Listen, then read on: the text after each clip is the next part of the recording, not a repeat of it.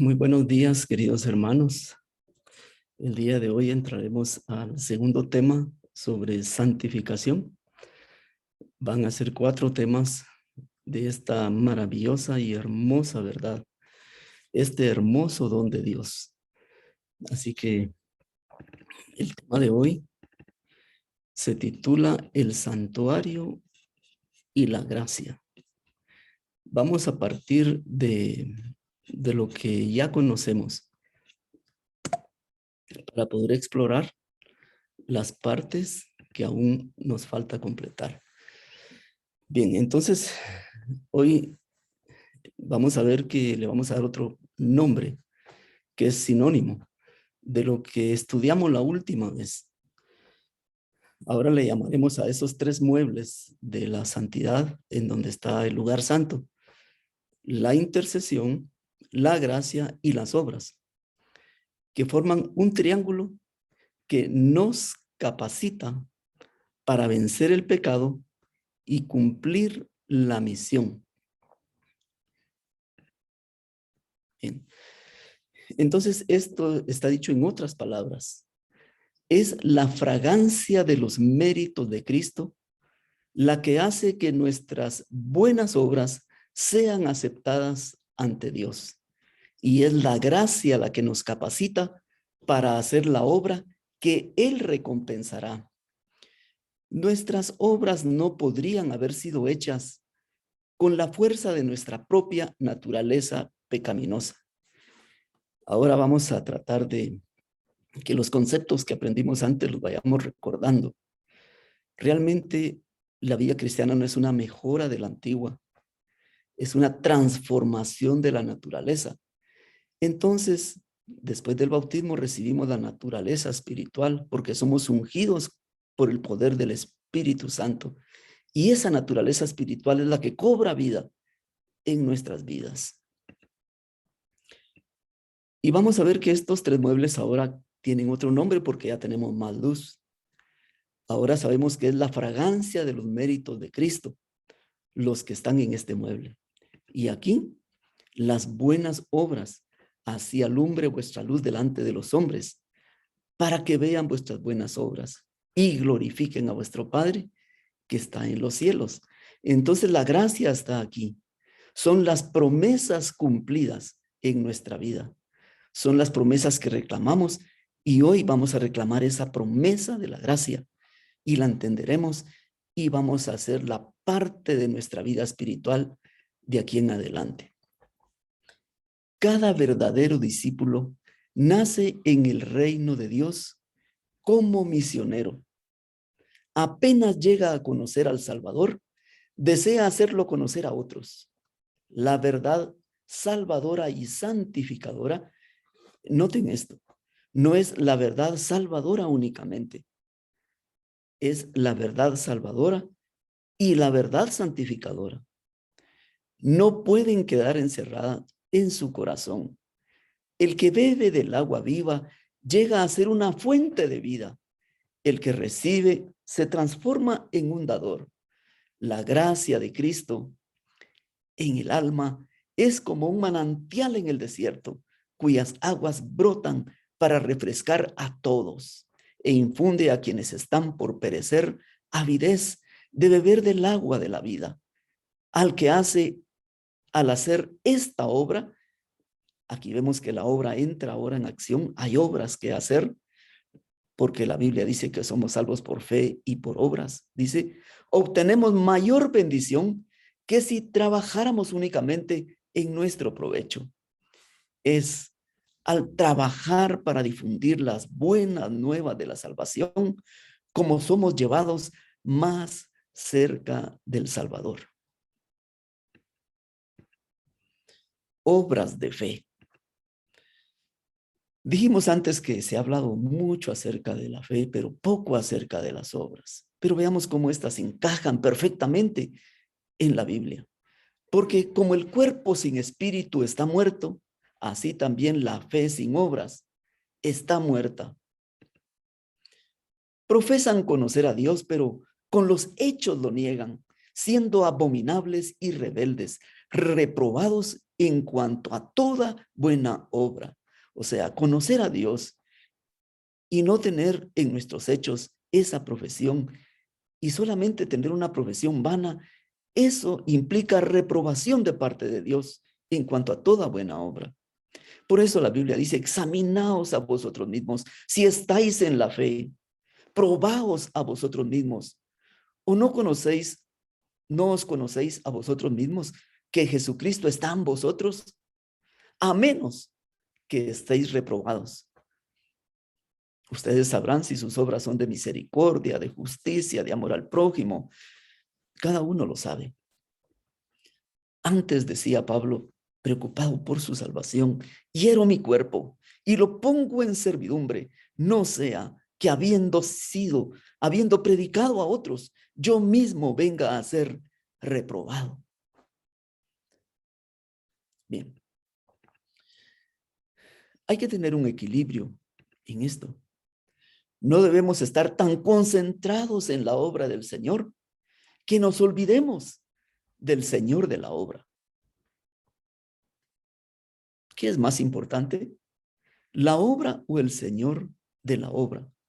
Si el Señor de la obra no está en nosotros, no puede obrar la fe por el amor, que es realmente lo más importante. La santificación, entonces, conociendo esto, es la oportunidad diaria de ejercer o de ejecutar todas las buenas obras que Dios nos permite por medio de su Espíritu. Porque por gracia sois salvos. Hermanos, esto es interesante. Aquí no está diciendo, por fe sois salvos, como muchos pregonan y creen que es la única forma de salvación. Por gracia sois salvos por medio de la fe. O sea, la fe ahora es el vehículo, pero lo que nos salva realmente es el poder de Dios. Y esto no de vosotros, pues es don de Dios. Esa gracia no es algo que nosotros poseamos. La tenemos que recibir también, así como recibimos la fe. Y se las ponemos en comparación, la gracia y la fe, ambas son dones de Dios. No por obras, para que nadie se gloríe. Hermanos, cuando no entendemos a Pablo, por no ser constantes en escudriñar, pensamos que aquí hay una contradicción, pero no hay contradicciones en la Biblia. Lo que pasa es que Pablo a veces se refiere a otras cosas porque él va un poco adelante. Ahora veamos cómo lo explica aquí en el versículo 10. Está hablando de la gracia y de las obras y dice, porque somos hechura suya, creados en Cristo Jesús para buenas obras, las cuales Dios preparó de antemano para que anduviésemos en ellas. O sea, que hay obras que vienen de nosotros. Esas obras no nos salvan, pero hay obras que Dios añade a nuestra vida cuando estamos salvos. Son las que diariamente nos envía por su gracia y su poder cuando nos conectamos con Él. Y entonces recibimos el plan de vida y Dios vive en nosotros ese día, porque separados de Él, nada podemos hacer. Jesús es nuestro ejemplo en esto. Para muchos decir Jesús como ejemplo es decir, ya vamos a hablar de obras y no es el ejemplo de Jesús el que nos salva. No, hermanos, veámoslo tranquilamente. ¿No crees que yo soy en el Padre y el Padre en mí? Las palabras que yo os hablo, no las hablo por mi propia cuenta, sino que el Padre que mora en mí, Él hace las obras. Hermano, Jesús no se jactó de hacer obras, porque Él solo se comunicaba con su Padre, se ponía en sus manos de amor desde la madrugada. Ahora, si Él oraba y era un Salvador sin pecado, ¿cuánto más necesitaremos nosotros hacer esta obra todos los días? La obra de postrarnos para pedir gracia y misericordia para ese día. Porque he descendido del cielo no para hacer mi voluntad, sino la voluntad del que me envió.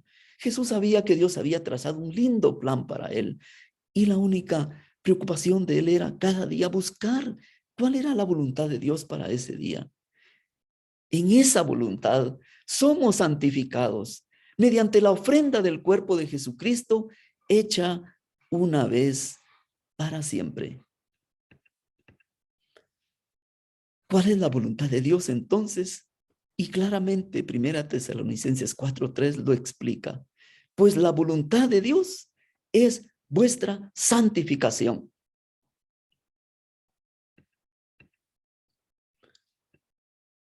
Tenemos una naturaleza espiritual que debe vivir en nosotros. Porque si vivís conforme a la carne, moriréis. Mas si por el Espíritu hacéis morir las obras de la carne, viviréis. Entonces aquí hay en contraste dos obras, la obra del Espíritu y las obras de la carne. Si vivimos conforme a la carne, haremos obras, por supuesto, pero son obras vanas. Pero si las obras las hace el Espíritu en mi vida, esas son las que son aceptadas, porque son obras de fe. Porque sin fe es imposible agradar a Dios. Desead como niños recién nacidos la leche espiritual, no adulterada, para que por ella crezcáis para salvación. Entonces vamos a entrar a otro concepto, el crecimiento de la gracia. Es que la gracia empieza como los dones, empiezan pequeños. Si tuviésemos fe como un grano de mostaza, aún así, pero fuera fe de la genuina, le dirías a este monte, muévete y se movería. Pero es necesaria la fe que Él da, no es mi fe. Pero la salvación es por gracia, no por obras. Eso me lo han enseñado. Y eso es lo que yo sé. Y a veces nos causa confusión y duda, porque las obras no deben entrar allí, pero porque tenemos otro concepto mal aplicado y solo nos quedamos con el concepto de que gracia es un regalo inmerecido. Sí, porque es el concepto griego de gracia, porque era cuando el cumpleaños del emperador llegaba y él daba un regalo adicional al pueblo. Eso era la charis, la gracia, algo que el pueblo no merecía, y él se lo daba. Y por eso nos hemos quedado con ese concepto como si ese fuera todo. Entonces veamos esto. Dice, y si por gracia, ya no es por obras. Ven, ahí está. ¿O es por obras o es por gracia? Sigamos explorando. De otra manera, la gracia ya no es gracia, por supuesto. Porque si es por obras de la carne, ahora sí me explico, ¿verdad? Entonces ya no es por gracia. Entonces Dios nos tiene que pagar. Dios está en deuda con nosotros. Entonces yo debo decirle, Señor, en tu nombre prediqué, en tu nombre saqué demonios, tantas cosas que hice. ¿Y habrá algún mérito en esto? No te conozco. Apártate de mí, obrador de maldad. Porque cuando las obras no se hacen en la fe, cuando esa fe no nos conduce a hacer obras de amor, esas obras no significan nada. Dice, y si por obras ya no es gracia, o sea, si es por obras de la carne, entonces eso ya no es gracia. De otra manera, la obra ya no es obra. La gracia es más que regalo inmerecido. Y ahora vamos a explorar este mundo que ha estado allí siempre en la Biblia, pero no lo hemos disfrutado ni aprovechado por no haber tenido el entendimiento que Dios prometió dar en los últimos días, cuando habrán entendidos por gracia. Segunda de Corintios 12:9 dice, y me ha dicho, bástate mi gracia, porque mi poder se perfecciona en la debilidad. Por tanto, de buena gana me gloriaré más bien en mis debilidades, para que repose sobre mí el poder de Cristo. Entonces, vemos que Pablo oraba. Él quería ser sano de un aguijón de su carne, no sabemos qué era. Algunos comentaristas dicen que era una enfermedad de sus ojos y por eso escribía con letras grandes. Otros dicen que era sambo y tenía los pies torcidos y le costaba caminar. Quizá era una artritis que le había deformado, pero él oraba y que Dios lo sanara. Y Dios le dijo, no, no quiero sanarte. Bástate mi gracia, porque así como estás, así es como puedo usarte. Hermanos, muchas veces Dios dice no, pero nosotros no queremos escuchar el no de Dios. Hermanos, pero el no de Dios muchas veces es la mejor bendición en nuestra vida. Jesús oró 3 veces, Padre, quita de mí esta copa. Padre, quita de mí esta copa. Padre, quita de mí esta copa. Yo le agradezco a Dios infinitamente, porque el Padre le dijo no a Jesús. Si le hubiera dicho sí, yo estaría perdido. Tenemos que ir cambiando nuestra manera de orar. Ya no decir, Señor, quita de mí esta copa, sino, Señor, dame fuerzas para soportar esta copa. Fortaléceme para poder saber de qué manera tu gloria va a ser revelada a través de mi enfermedad. Porque tal vez me la permites para que yo pueda auxiliar a otros que están en la misma condición. Salmo 68:34. Veamos entonces que la gracia siempre ha estado, solamente que es el poder, solo cambiamos el nombre. ¿Y dónde estaba esa gracia? Atribuir poder a Dios sobre Israel en su magnificencia, y su poder está en los cielos. Es que, hermanos, allí está todo el poder, no está aquí con nosotros. Es el poder que Dios derrama abundantemente, como el poder de la lluvia tardía que vendrá para auxiliarnos y predicar efectivamente este mensaje de salvación. Pero realmente sabemos que está en el cielo, pero ¿dónde? Porque el cielo es tan amplio. Salmo 63:2 lo explica. Para ver tu poder y tu gloria, exactamente lo que hemos estado predicando. El poder está en el lugar santo, porque ahí está el poder de Dios para salvación. Y la gloria que está en el lugar santísimo, porque es lo que se revela en ese lugar. Así como te he mirado en el santuario. Hermanos, esas dos cosas vienen de allá. Son los dos regalos que Dios tiene para nosotros en este tiempo tan especial. Lucas 22:69 dice, pero desde ahora el Hijo del Hombre se sentará a la diestra del poder de Dios. Sí, se sentó en el trono de la gracia. Allí está todo el poder a la par de Jesús, y todo ese poder Él lo va a pedir para nosotros. Ayer vimos que en eso consiste su mediación, que Él pide por nosotros. Pide como si fuera para Él, para dárnoslo a nosotros, porque nos compró y le pertenecemos. Entonces Él puede pedir todo lo que quiera para nosotros, porque tiene el derecho de hacerlo. Lucas 24:49 dice, he aquí, yo enviaré la promesa de mi Padre sobre vosotros, pero quedaos vosotros en la ciudad de Jerusalén, hasta que seáis investidos de poder desde lo alto. Es que sin el poder es imposible.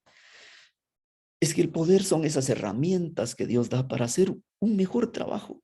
Por eso nos da los dones espirituales, para que ese trabajo sea hecho con efectividad.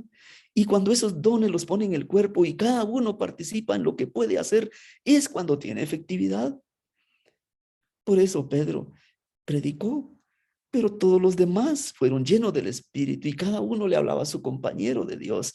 Y poco a poco fueron convenciéndolos hasta que Pedro hizo el llamado. Pero esa red la tendieron todos, era una red humana. Lo que estamos haciendo ahora, una red humana. Una red humana para atrapar esos peces que Dios prometió que vendrían a nuestra red. No que nosotros los busquemos, porque la pesca milagrosa solo viene de Dios. Hechos 1:8 dice, pero recibiréis poder cuando haya venido sobre vosotros el Espíritu Santo. Y entonces sí, hermanos, con ese poder me seréis testigos en Jerusalén, en toda Judea, en Samaria y hasta lo último de la tierra. Pero no podemos testificar sin ese poder. Por eso, cuando yo vengo a predicar, no vengo solo. No me atrevo a ir solo. Señor, si no vas conmigo, le digo, no iré. Pero sé que Él me acompaña porque tengo la certeza de lo que dice la Biblia, que hace 2000 años descendió ese poder y está allí esperando que lo pida. Y es lo primero que debemos pedir para iniciar el día. La santificación es un estado de santidad, tanto adentro como afuera. Es pertenecer a Dios en forma consagrada y sin reservas, no como mero formalismo, sino en verdad. Toda impureza de pensamiento, toda pasión concupiscente separa el alma de Dios. porque Dios no puede poner su ropaje de justicia sobre un pecador para ocultar su pecaminosidad.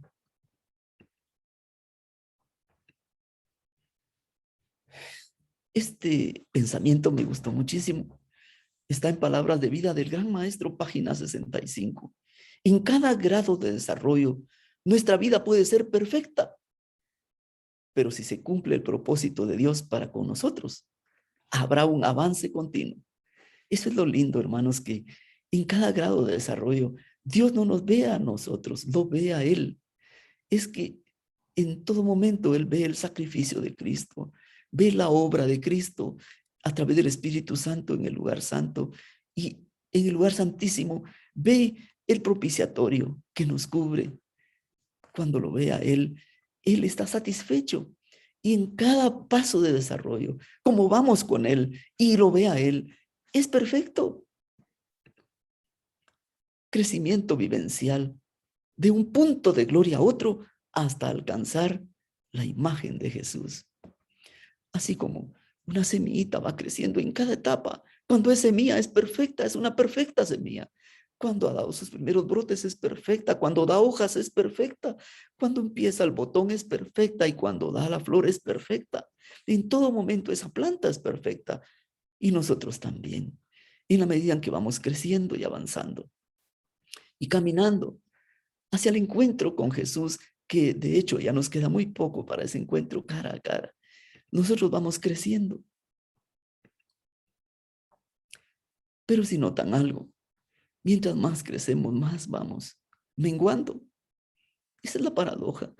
Crecemos, pero menguamos hasta el punto que estemos frente a Cristo y desaparecemos. Por eso el más grande de los hombres a la vista de Dios, y según el concepto de Jesús, el maestro de maestros dijo, es Juan el Bautista. De otro nacido de mujer no ha habido otro más grande. ¿Pero por qué era grande, hermanos? Porque el concepto de él era correcto. Es necesario que él crezca, pero que yo mengüe.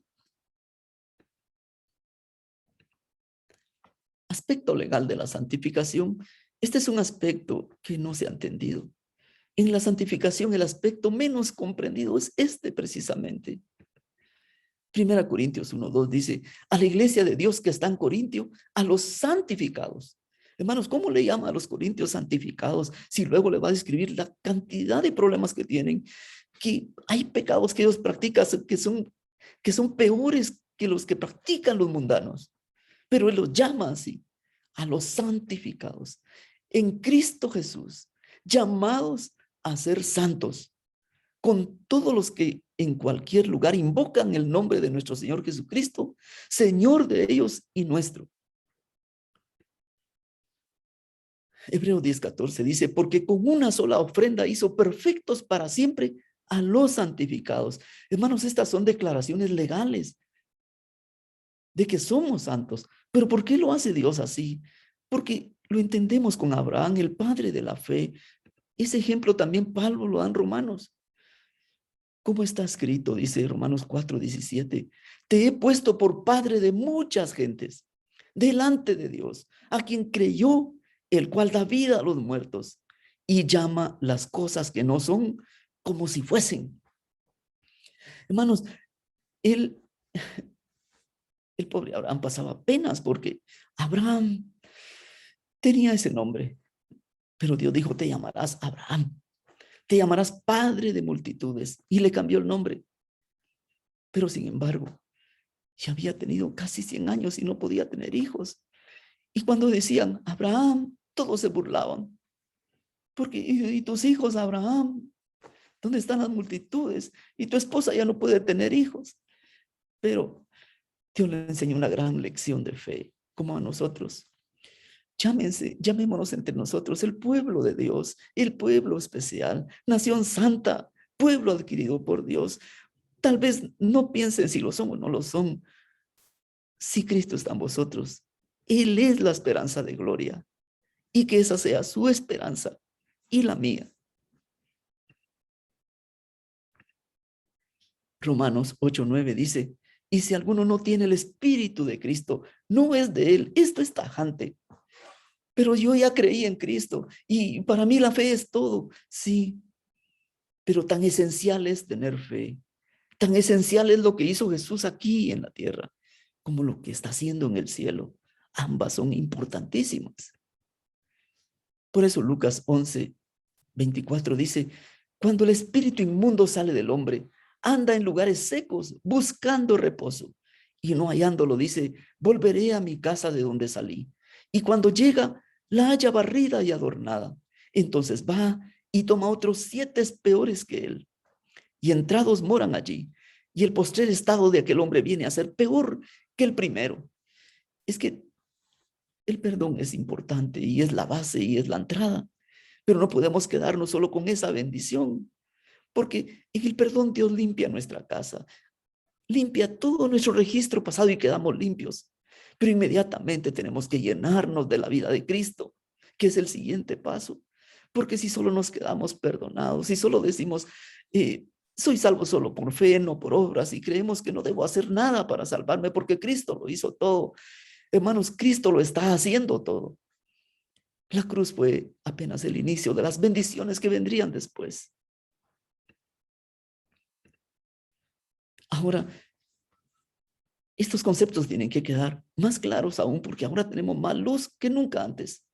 El reino de la gracia fue instituido inmediatamente después de la caída del hombre. Sí, hermano, siempre ha habido gracia, pero veamos de qué manera. Cuando se ideó un plan para la redención de la raza culpable. Este reino existía entonces en el designio de Dios y por su promesa. ¿Saben? Por eso en las gráficas anteriores les decía que ahora estamos aplicando. Decíamos que existía antes el reino de la promesa. Ahora estamos en el reino de la gracia. Y pronto entraremos en el reino de la gloria. Sigue diciendo, y mediante la fe de los hombres podían hacerse sus súbditos. Sin embargo, sin embargo es muy importante, no fue establecido en realidad hasta la muerte de Cristo. Así como antes, el Cordero era apenas una imagen, un símbolo. Ese Cordero de Dios que quita el pecado del mundo fue establecido hasta que Cristo murió. Igual fue la gracia. Existían promesas, pero no era una realidad todavía para disfrutar. Por eso el Espíritu Santo siempre actuó de alguna manera, pero no se quedó para hacer la parte que le tocaba. La parte que le tocaba solo podía venir hasta que Cristo muriera, porque era necesario que los méritos de Cristo se aplicaran a nuestra vida. Porque entonces solo los que vieron a Cristo morir en la cruz hubieran sido salvos y nosotros no tendríamos esperanza. Pero gracias a que Cristo envió al Espíritu Santo, aplica esos méritos a nuestra vida en cualquier lugar y en cualquier época. Y aún los aplica hasta el pasado, porque todos los que confiaron en ese Cordero también confiaron en Cristo por la fe. Ahora que sabemos esto, acerquémonos pues confiadamente al trono de la gracia para alcanzar misericordia y hallar gracia para el oportuno socorro. Sí, pero entonces diremos, pero Jesús ya no está en el lugar santo. Sí, ya no está allí. Otro ocupa ese lugar. Él cerró esa puerta. Pero ese lugar está vacío porque Jesús ahora trasladó su trono de gracia, porque el trono de Dios tiene ruedas. Así lo dice Ezequiel. Se trasladó al lugar santísimo. Pero así como en el lugar santo estaba mediando el sacerdote con sus vestiduras regias, y en el lugar santísimo sigue el incienso también. O sea que la mediación de Cristo continúa. Por eso este mueble se queda vacío, pero el incensario, que es lo más importante, continúa. Entonces, ¿qué tenemos en el trono de la gracia? Alcanzamos misericordia, o sea, todavía alcanzamos perdón. Pero no solo eso, hallar gracia para el oportuno socorro, o sea, poder para cuando venga la tentación. Debemos ir al trono de la gracia antes de pecar. No necesariamente a pedir perdón por el pecado, sino que para que el pecado no sea una realidad en mi vida, porque exactamente ahora esta es la razón por la cual el trono de la gracia está en el lugar santísimo, para que Jesús borre los pecados de nuestra vida.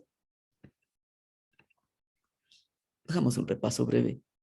Ahora entendiendo esto es fácil entender Romanos o las cosas que Pablo dice, Justificados pues por la fe, tenemos paz para con Dios por medio de nuestro Señor Jesucristo, por quien también tenemos entrada por la fe a esta gracia, en la cual estamos firmes y nos gloriamos en la esperanza de la gloria de Dios.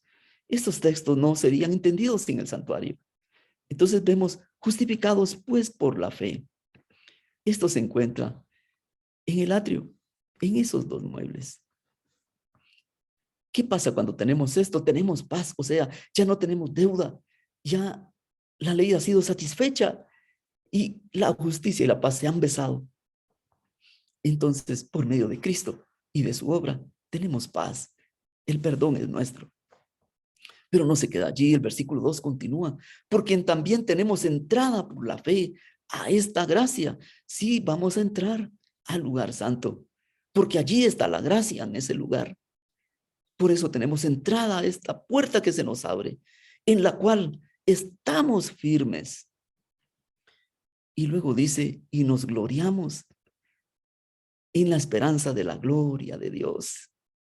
Es que es lo que esperamos ver allí, el poder de Dios para ver su carácter y que ese carácter en la contemplación diaria sea el nuestro. Y allí en ese lugar santísimo está la gloria de Dios. Por eso, hermanos, algunos se preocupan, dicen que tenemos que separar la santificación de la justificación. Hermanos, no se puede porque es un paquete completo. Está unido y entrelazado. Tiene que estar junto, porque todos estos son dones de Dios que vienen a nuestra vida y no podemos perdernos una sola bendición que es para nosotros. Gracia, entendámoslo como concepto. La gracia que Cristo derrama en el alma es la que crea en el hombre enemistad contra Satanás. Sin esta gracia transformadora y este poder renovador, vean cómo esto que está aquí en el conflicto de los siglos, página 560, tiene el concepto correcto. Ya lo demostramos bíblicamente. Ahora solo estamos saboreándolo como un postre. Pero esto es correcto bíblicamente. Dice, sin esta gracia transformadora y este poder renovador, el hombre seguiría siendo esclavo de Satanás, siempre listo para ejecutar sus órdenes. Pero el nuevo principio introducido en el alma crea un conflicto allí donde hasta entonces reinó la paz. El poder que Cristo comunica habilita al hombre para resistir al tirano y usurpador. Cualquiera que aborrezca el pecado, en vez de amarlo, que resista y venza las pasiones que hayan reinado en su corazón, prueba que en él obra, ahí vemos las obras, un principio que viene enteramente de lo alto. ¿Saben por qué Lutero no aceptaba la santificación como parte del proceso salvífico de Dios? Porque él decía, es que lo que nos justifica ante Dios es ese cordero perfecto, sin mancha, sin contaminación. Y esta obra es una obra legal que viene de arriba y somos declarados justos, no por lo que nosotros seamos, porque nosotros no somos justos y pecadores a la vez. Una incongruencia total. Pero ahora lo entendemos. Lutero decía, es que el problema está en que, aunque el Espíritu Santo venga con todo su poder y aunque Él es santo, pero cuando entra en mi interior, entonces, ¿qué pasa? Se contamina. Y esa obra contaminada Dios no la puede aceptar. Pero ahora que Dios ha derramado luz, sabemos que sí es así, correcto, pero Él no vio lo que seguía, que esas obras contaminadas suben, porque cuando pasan por nuestra mente se contaminan de tal manera que a menos que el intercesor las mezcle con sus méritos. Entonces en ese lugar, en esa lavandería celestial, que será otro tema importante, allí es donde se blanquea nuestras obras, porque Cristo interviene. Y por ese poder renovador que Cristo le pone a nuestras obras, es que recibimos respuestas benignas. Y entonces vemos aquí lo que subrayé. Prueba que en él obra un principio que viene enteramente de lo alto. Así como Jesús vino de lo alto para morir, también este principio viene de lo alto. No viene de adentro del hombre, viene de afuera del hombre. El hombre solo es un receptor de este principio. Y veamos el último concepto. Y esto les tiene que ayudar y tiene que grabársele, porque es importante la gracia. Y a medida que hagan conocer los ricos tesoros de la gracia de Dios, les será impartida cada vez más la gracia de Cristo. Tendrán el corazón de un niño en lo que se refiere a su sencillez y obediencia sin reservas. Sus almas suspirarán por la santidad y cada vez les serán revelados más tesoros de verdad y de gracia para ser transmitidos al mundo. Hermanos, somos canales nada más. Así fuimos diseñados, canales de gracia. No tanto vasijas de gracia, sino que esta gracia viene y tiene que ser dada, porque en la medida que damos, recibiremos. Mientras más damos, más recibiremos. Mientras más bendecimos, más seremos bendecidos. Les invitamos para que mañana veamos cómo la verdad afecta nuestra vida y produce un sabor de vida para vida con el tema el santuario y la vida práctica. Serán bienvenidos. Que el Señor les bendiga.